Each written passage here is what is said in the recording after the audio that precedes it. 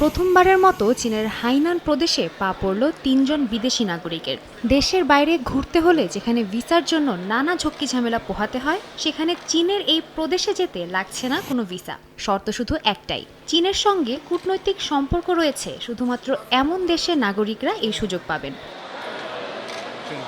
গত মঙ্গলবার চীনের ১৪৪ ঘণ্টা ভিসা ফ্রি নীতি কার্যকর হয়। এই নীতি অনুযায়ী মোট ১৮২টি দেশ ৬ দিনের জন্য কোনো প্রকার ভিসা ছাড়াই চীনের হাইনান প্রদেশে ভ্রমণ করতে পারবে। তবে এর জন্য ন্যূনতম ২ জনের দল হতে হবে। এছাড়াও গোটা দলকে একই সাথে দেশে প্রবেশ ও প্রস্থান করতে হবে।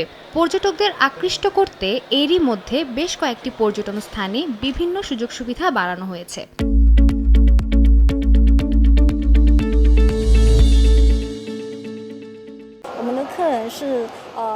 আমরা পর্যটকদের তিয়ানইয়া হাইজারো, লুহিত পার্ক, নানশান, দাশিয়াও দংতিয়ান বিচ ও ইয়ালং সমুদ্রে নিয়ে যাব।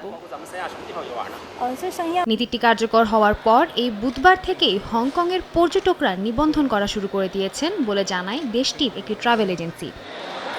সাদিয়া তাসনিম, সময় সংবাদ।